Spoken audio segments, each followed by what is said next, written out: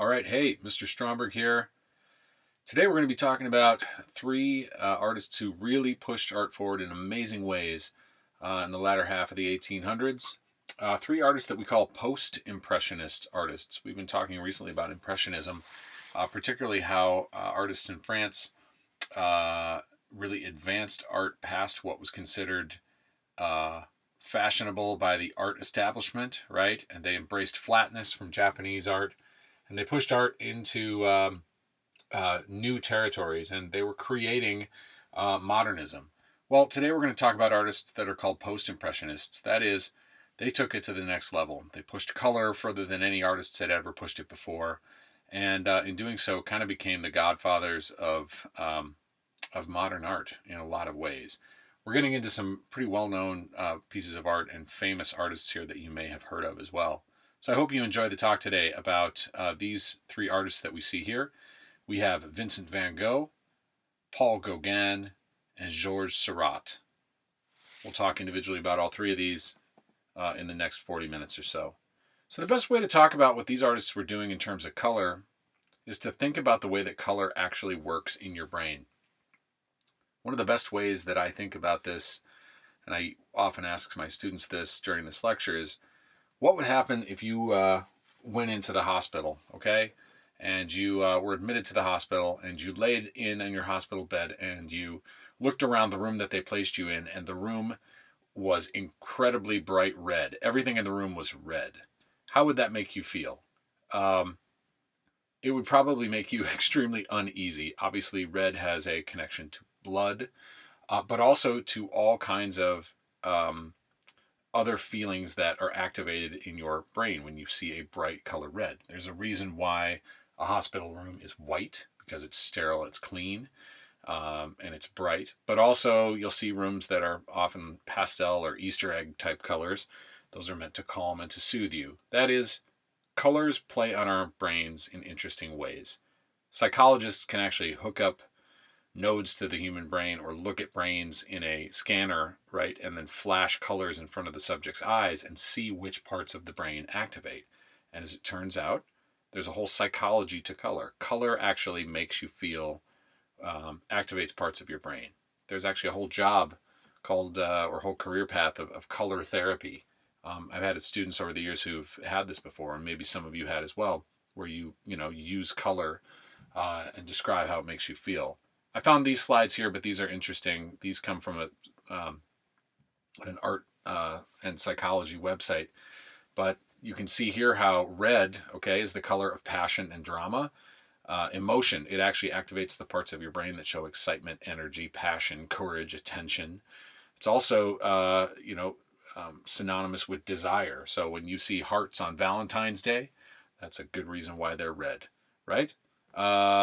You get the idea. Yellow shows enthusiasm, happiness, positivity. Ask most people what their favorite color is, and they will, without thinking about it too much, probably say blue. And that's because blue gives all kinds of feelings of calm um, and peacefulness psychologically as well. That's why in logos, for example, if you see here, security, finance, technology, healthcare, logos often use blue. Think about the way that you see color used in advertising. There's a psychological connection to color.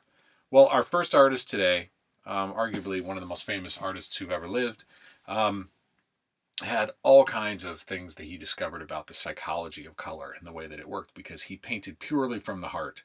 So this is Vincent van Gogh, and this painting right here is called The Night Cafe. The Night Cafe. Van Gogh, by the way, Vangogh. We say Van Gogh. It's actually pronounced Van Gogh, is how you would say it, but impossible for us to sound cool saying Van Gogh, so we say Van Gogh. He was Dutch, actually, even though he lived and painted in France. So we'll come back to the Night Cafe in a moment. There's Vincent van Gogh. There are many famous portraits of him as well, famously with his red beard here. You probably have heard some things about Vincent van Gogh. Maybe you've heard that, he cut off his ear and that he was crazy. And yes, that's all part of it. I'll talk about the ear story momentarily here. But there's a whole legend around him, and people gravitate towards his art today mainly for this use of color and the way that it makes them feel. He managed to tap into something deeply psychological that hadn't been tapped into in art before. So some early Van Gogh pictures, and then we'll talk about the Night Cafe. Van Gogh actually, and most people don't know this, but he uh, didn't set out to become a painter. He was an untrained artist. He set out to become a pastor, actually, or a missionary.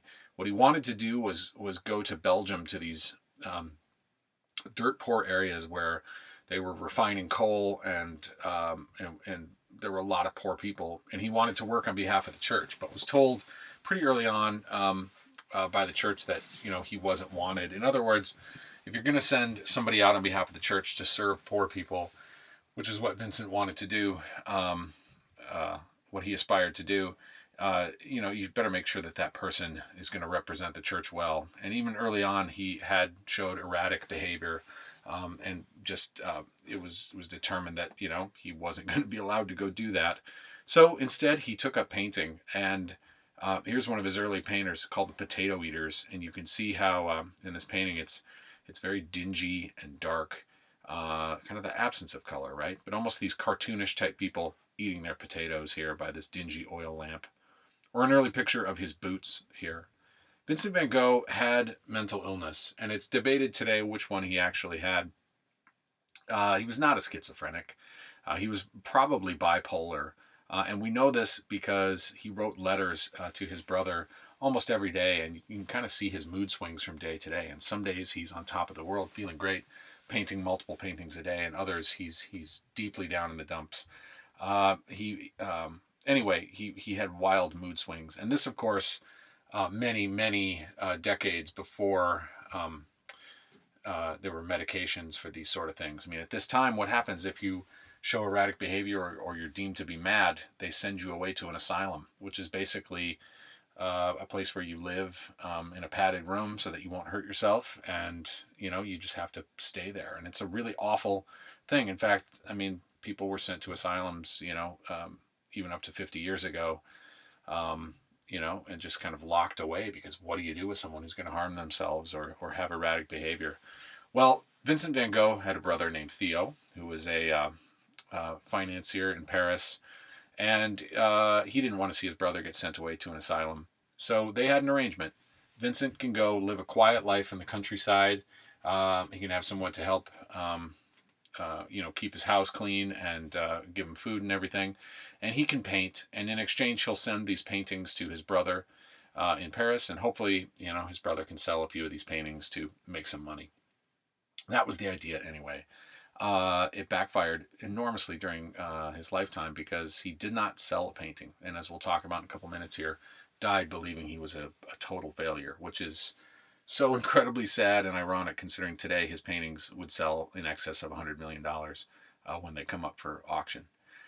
He painted a whole bunch of these right here. These are just his bedroom in Arles. Arles in France is where he was. And, look at how he paints his bedroom. Consider what we've seen before, even with someone like, artists we talked about before, Cassatt and Monet, who played with flatness. Well, now we're seeing some extreme flatness here. There is zero sense of light, like no shadow underneath the chairs, the bedstand, the bed. Everything becomes just shapes. And also, something that Vincent loved to do is almost sculpt with the paint. So if you look really, really closely, you can see how the wood graining in the floor and on the bed is almost caked on there, almost in a sculptural way, to show the direction of the wood. And everything is flat. The end result is something that at the time people would have said was childish and poor painting. But really what it does is it makes us feel this connection to this rather mundane scene here of his bedroom. So let's look at the Night Cafe, okay? We've got incredibly bright color, almost right out of the tube, unmixed color, yellow, red, green, mainly, right? Big black outlines surrounding the pool table.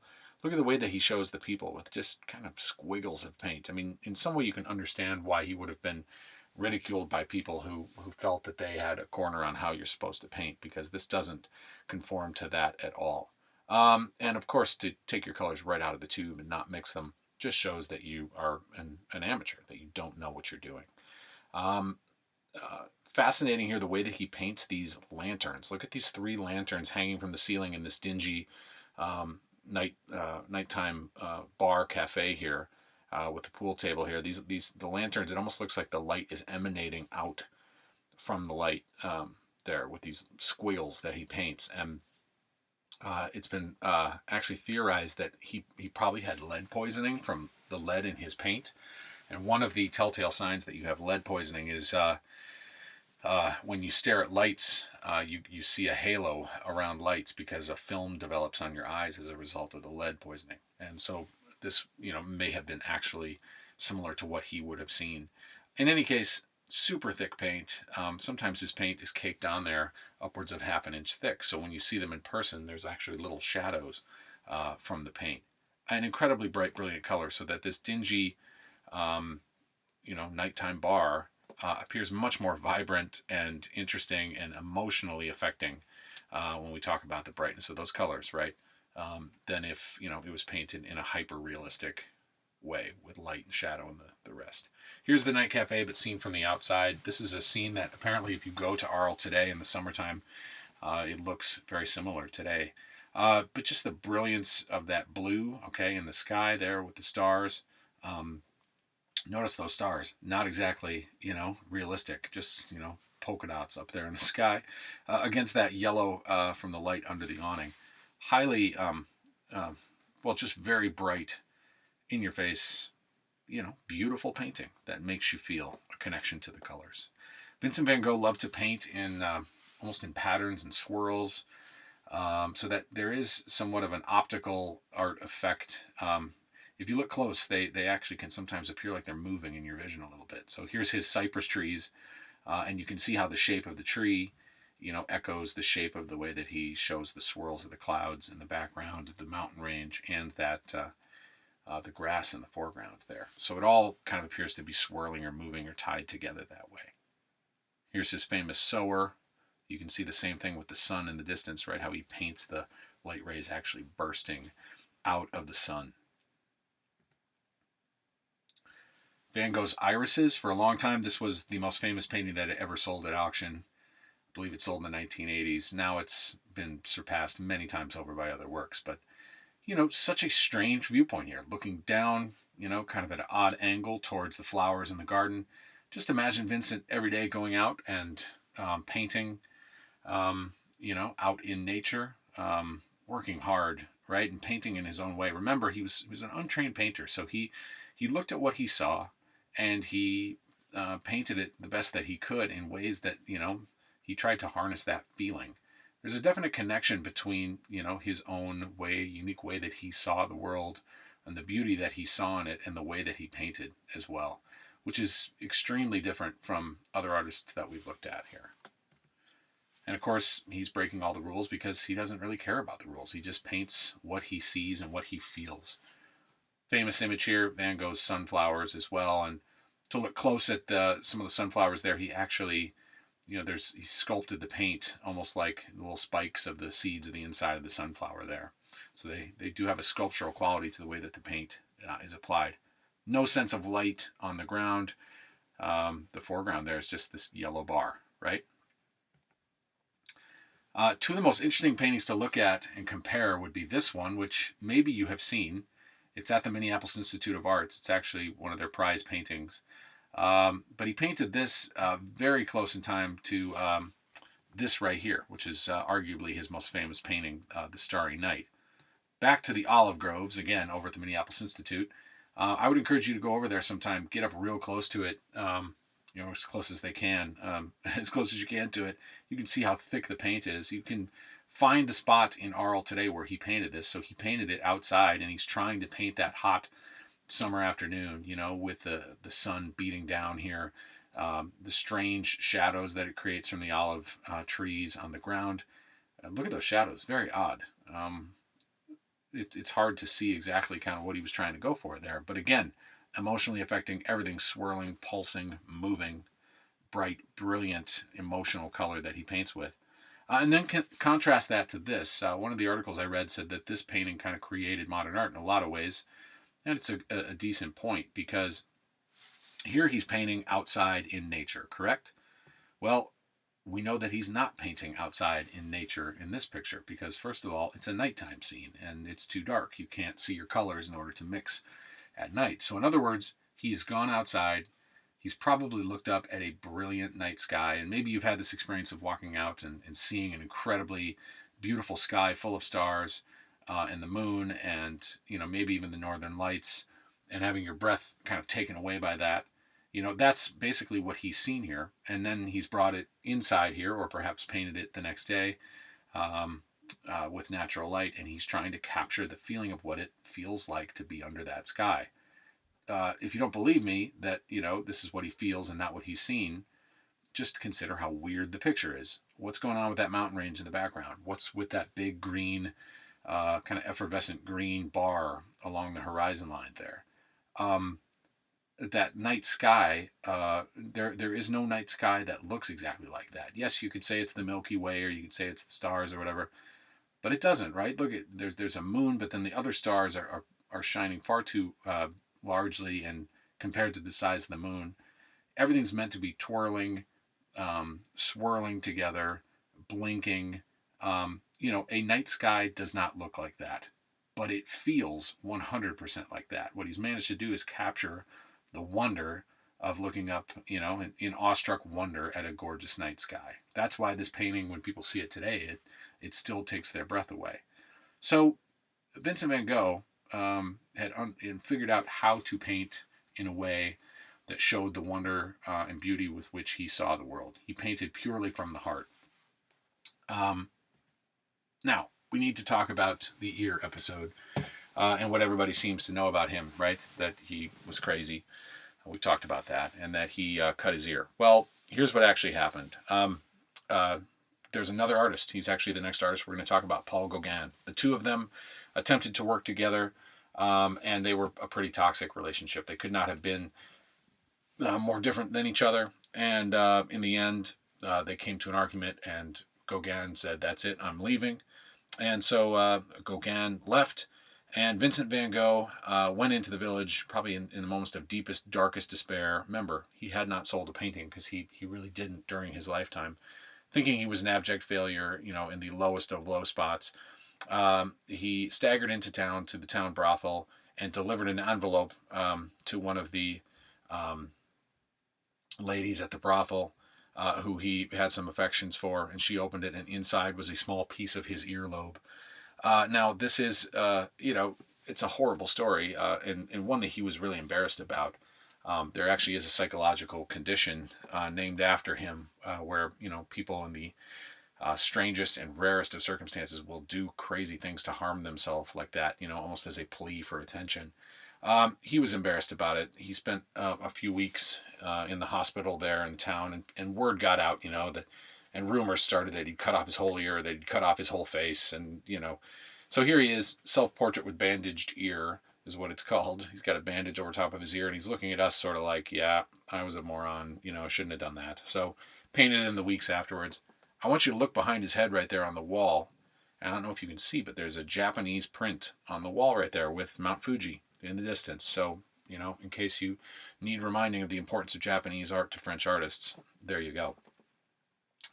Anyway, he survived the episode with the ear. He was certainly embarrassed, but he continued to paint, and he made some of his greatest works in the months after that. But eventually, things got really low for him, and he ended up committing suicide, which is obviously incredibly sad considering how important he is to the world today. But this is actually his last painting right here. So this is called The Wheat Field with Crows. And again, just consider what we've seen before. Something almost imagined here. There is no actual physical place that looks exactly like this, but almost the brightest of possible colors. Red, green, yellow, blue, and black here, right? Crows flying off into the distance in a wheat field here where there's a path, but the paths are all sort of obscured and going into odd places. In other words, he's asking, where am I supposed to go? What am I supposed to do? I'm lost here, right? And so this was the last painting he painted. The irony, of course, of all of it, in a very short period of time, his paintings were discovered, and they managed to fit exactly into that mold of what painters who were trying to upset the whole system wanted to do. So his brother also died of illness within a year after his death, and so his brother's widow had hundreds of these paintings from Vincent that she began to sell, and almost immediately, and probably because of his untimely death, it elevated his profile as an artist, and he became, uh, um, seen as this genius who was gone too soon, who was underappreciated, people didn't even really know about. And so, hard to imagine today that an artist who probably has more emotional effect on viewers than anyone. I mean, people look at these paintings. You don't need to know anything about Vincent or his story or anything to look at a painting like this and to see the beauty and the wonder in it, and to have that color emotionally affect you. Because again, it's so bright, it's so brilliant. It's expressionism, right? It's expressing feeling over top of the object or what you're seeing here. So there we go. Vincent van Gogh, The Night Cafe, slide number 1 today. Slide number 2. This is Paul Gauguin. Paul Gauguin. Gauguin is Gauguin. Gauguin, pronounced Gauguin. And this is called Jacob Wrestling the Angel. Jacob Wrestling the Angel. So you can see the angel up on the top there, fighting with Jacob there. This is a story from the Old Testament where Jacob, there's this weird passage in Genesis where he comes across an angel and they wrestle each other all night long until the angel touches his hip and dislocates his hip. It's a strange story. It's in there. But really, the point of this painting is not about that. It's about upsetting all of the rules of how art is supposed to work. I'm going to come back to this image in a moment just to show you some self-portraits here of Gauguin. Here's one, and wow, what a strange, crazy portrait this is. We've never really seen anything like this. Just to show you where we're going here. Here's another one, Paul Gauguin, 1888, says down there at the bottom. It also says Les Miserables, or The Miserable. So, a little commentary on how he's feeling there. It's actually a double self-portrait. You can see his profile on the wall and him leering at us from the bottom corner here against this flattened background with a floral wallpaper. So, who is Paul Gauguin? Well, Paul Gauguin is was a businessman in Paris, a rather successful one. He had some money. He was actually born in Peru, and so he has an interesting cultural backstory of moving back and forth between Peru and France, which is strange, and spending time in the Caribbean as well. But in the middle of his life, had something of a midlife crisis, decided he wanted to reinvent himself completely. He was profoundly resentful or angry at these kind of wealthy, bourgeois, fancy French society of which he was a part because he had money. And he wanted to basically get as far away from that as he could. And I should say this about Paul Gauguin. When it comes to understanding Paul Gauguin, it's a difficult thing to do because, as you'll see, he's probably one of the biggest jerks in the history of art. And that's saying something, being that we talked about Caravaggio, who killed a guy and was a known murderer. I don't think Paul Gauguin ever did that. But you'll see he did some questionable things that might cloud your view of his art. And, we have to try to find ways to separate that from the art itself. But consider that as we're going through here. Paul Gauguin wanted to reinvent himself as a painter, so he abandoned his wife and his 5 children, and he left, and he attempted to, basically create an entirely new life for himself. There was an artist colony in Brittany, in France, where in the summer many artists flocked there to paint in the beautiful countryside. And so he went there, but he went there in the off season, and it was really quiet. In fact, the only people who were really in town were all of these nuns. There was a convent there, people doing the Lord's work. And so, they became the subject of some of his earliest paintings here. So here you can see a painting, and I love the title of this picture because it's just so blunt. This is called The Yellow Christ. And what a crazy image. Just consider what we've seen before. We haven't seen anything even remotely like this. We have almost a cartoonish Simpsons yellow Jesus here, crucifix. Look at his hands, they're like weird lobster claws, arms too long. But what's happening with the color? The color has been elevated to, the brightest emotional, flatness that we've seen. I mean, there's a reason why Gauguin and Vincent van Gogh are often kind of clumped together because they painted at the same time, and they were both revolutionizing art in similar ways with color. So what's this painting about? We have these nuns down below and these hats they have called habits. Is he saying that Christ was actually crucified in Brittany in France in the fall time? No. What he's trying to show here through this bright, brilliant color is, first of all, to make you feel something, and also to kind of bust the rules up a little bit about what you're supposed to do in art. To take something as traditional as a crucifix and to do it in this way is a little bit scandalous. And as we'll see, Gauguin really likes that sort of thing. But also, what are these nuns there for? They're serving people in this small town of Brittany, for their love of Jesus. So here he almost appears to them not as a realistic human at all, but really, as a bright, brilliant object of their affection here. So let's go back to Jacob wrestling the angel here, and you can see we have the nuns again, right? And it's a similar scene, except in this one, it's not really about the vision after the sermon. He's trying to show these nuns here. They just come out of their mass here, where they've learned a lesson about Jacob from the Old Testament. But really, that has nothing to do with the image. Yeah, they're up in the top corner, but we have this super strange arrangement of the nuns around the bottom and the left side of the picture here. And I presume to be something of a tree, that big brown shape in the middle. There's a floating cow up there. It's an extremely odd image. And the one thing he's doing here, he's doing one thing very intentionally to kind of break the rules from the history of art. And that's he's made the entire background red, this bright, brilliant red. We talked about red already today, right?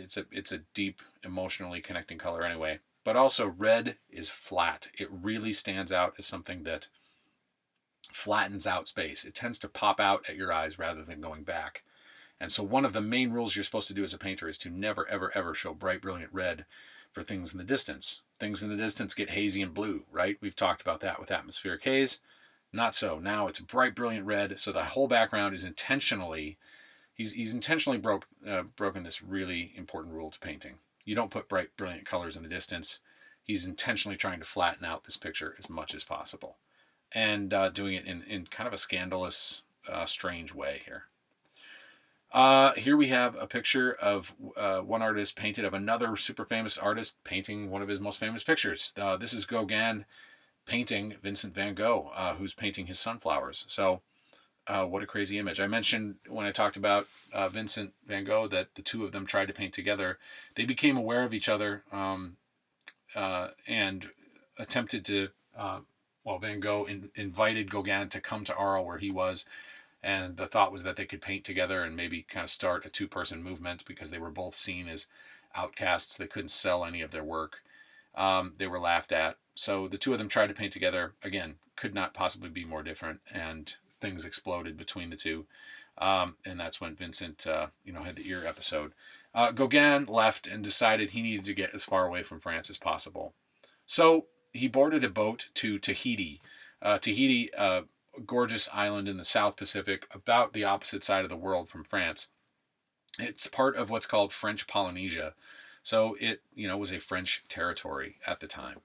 And so, here we see a picture called The View from Tahiti. This picture also owned by the Minneapolis Institute, so you can go over there and see it. But, he wanted to, get as far away as he could. He also wanted to reinvent himself. He had he writes about reinventing himself as Le Sauvage, or the savage. And I think his thought was, if I go to this island on the far side of the world, I can live in the jungle. I can walk around with all these naked natives, and I can just paint bright colors whenever I want, and that'll be my new persona. Well, he got all the way to Tahiti and fell in love immediately with the color of the South Pacific. It's one of the more beautiful places on earth. But he was also incredibly mad because when he got there, Christian missionaries had also already been there for a couple decades, and most of the people had been kind of westernized. They were all wearing clothing. So when you see pictures like this, where people look more traditionally dressed, that's very much a figment of his imagination and what he wants to show you. But you can see what he's doing here. Now he's painting Tahiti. Here he's taken, the Madonna and Child. Think back to the Middle Ages, right? Mary holding baby Jesus. Saints on either side. There's an angel behind that bush there to the left. Incredibly bright, emotionally affecting color. Beautiful, beautiful images here.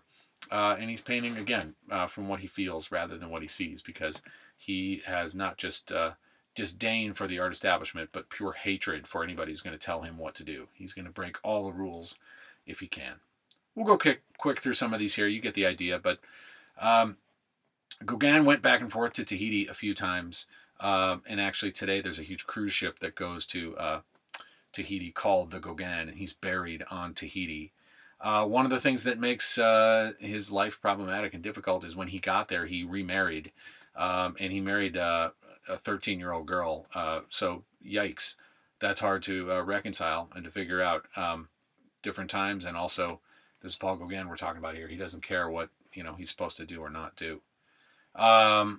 Eventually, his pieces become even more abstract. Look at this gorgeous piece here of, it's almost symmetrical, like an altarpiece from the Middle Ages. But we have these 3 Tahitian women, an Tahitian idol over top, the beach scene in the background, and then everything sort of bleeds down through this pink sand into this almost rainbow camouflage there. It's like a dream, right? This incredibly bright, brilliant, affecting tropical dream. To end up on Gauguin here, eventually he fell victim to an illness that was a incredible problem, specifically among people who were sailing the world in the late 1880s, and that's the disease of syphilis, which is an STD. And I don't know much about it, although we know that Gauguin had it, and it's extremely painful disease that gradually takes away your body function.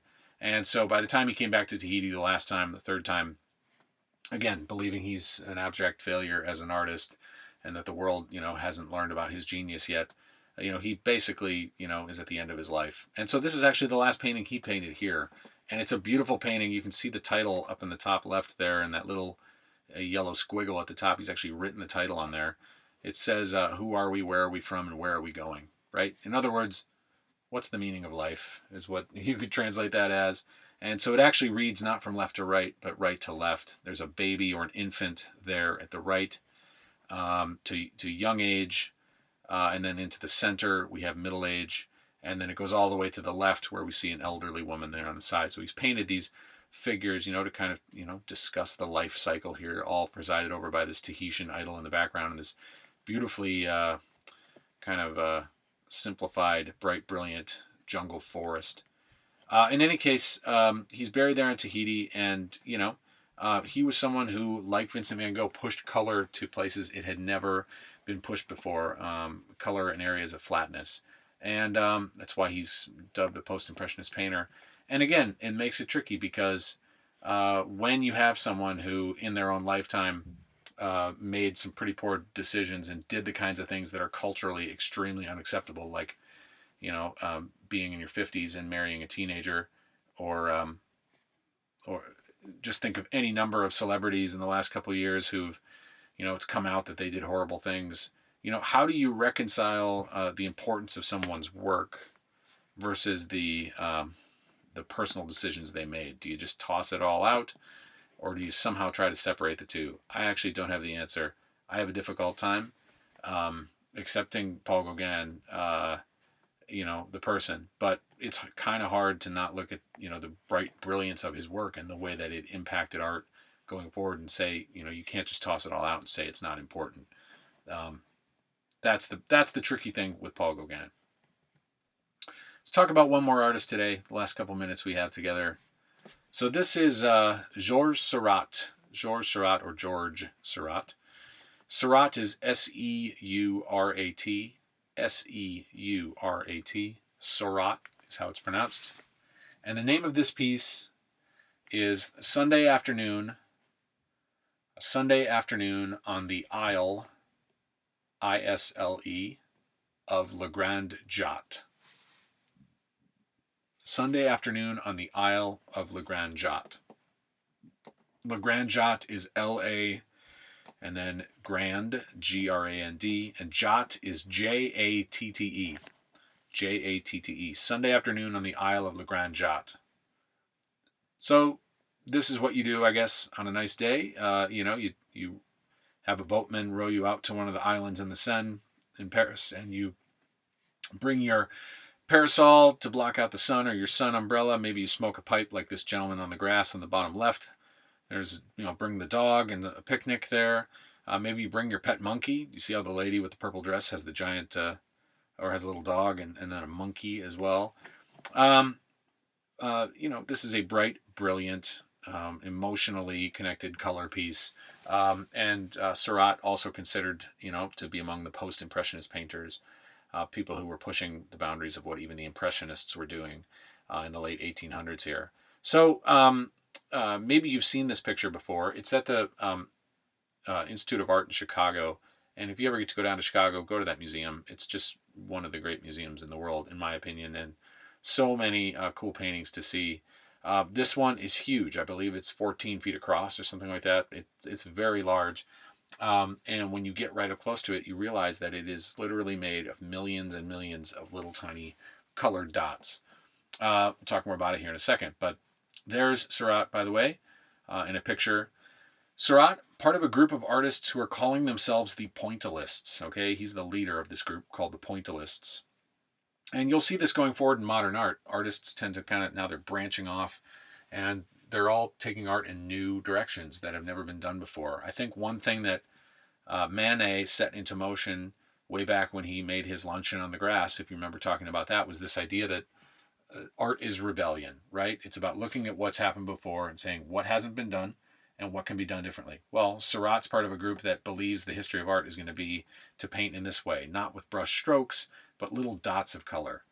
Here is a little example, okay, or a zoomed in detail from one of Seurat's paintings, and you can see what I'm talking about. We see a gentleman here with a mustache, but look really close and you'll see that, it's all just colored dots, and not necessarily skin-colored dots or hair-colored dots, but dots of bright colors. So what Seurat has realized before modern printing is that your eye will do the job of color mixing. The artist can just put the dot there and your eye will look at it and figure out that those two colors go together to make a third color. If you've ever looked at something that's been printed super close or put it under a magnifying glass or a microscope, you notice that it's printed with just a very few colored dots, right? And of different sizes. Think about the colors that are in a color printer. If you have a color printer at home, you don't have millions of different colors in that printer. You only have a few, right? You've got magenta, yellow, and cyan, which is basically red, yellow, blue, and then you've got a black one. And so you have to mix those little dots together in super tiny dots. Your eye does the job of color mixing. So when you see something that's printed, it's not orange. It actually just looks orange because there are magenta and yellow dots of varying sizes next to each other. Well, that's the same thing. He's figured that out in terms of a painting here. So when you see this gigantic painting of this beautiful sunny day in Paris, just a desirable, fun place to be.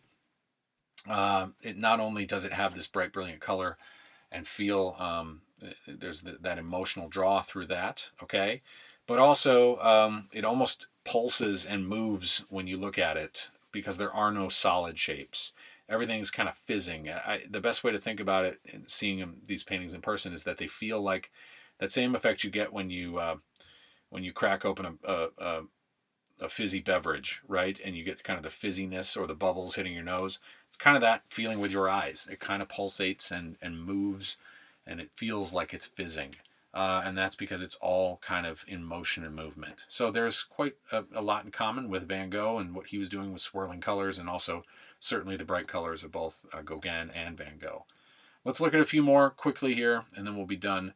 There are other versions of Le Grand Jatte, so here's another one here.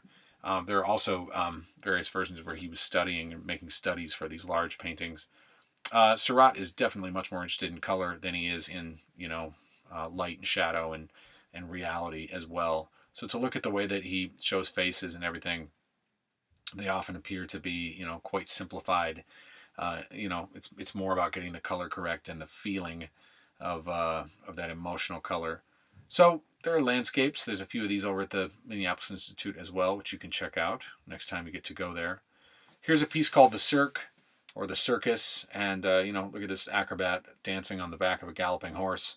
I don't know if you can see the faces up close or the faces of the crowd in behind there, but they're all simplified, just very simple shapes there. And really, what's the point? The point is to convey the energy and life and movement and fun of the circus here, right? Not to show you a completely heightened realism about what a circus looks like. Here's musicians on the street here. Again, look at the way these faces look. It's all about, feeling. And you can see even from zoomed way out how it's all made up of little dots. There are no solid shapes. Everything kind of fizzes and moves here. This is the swinging age of Paris, the same time as the Moulin Rouge and crazy nightclub scene. And so there are, scenes of cabaret dancers here and musicians. And really, he's in Paris, attempting to kind of harness the feeling of life and movement within the city at a time when, this is a very different and new way to paint. So there's not as much Seurat work to look at because he died rather young of illness as well. So, but all three of these painters that we looked at today, artists that really raise the bar and push that whole idea of bright, brilliant, emotional color to brand new places. So I would encourage you to try to think about, how different the color that we've seen in today's works is, and also the whole idea of color is something that can make you feel. Thanks for paying attention today, and back with more great art next time.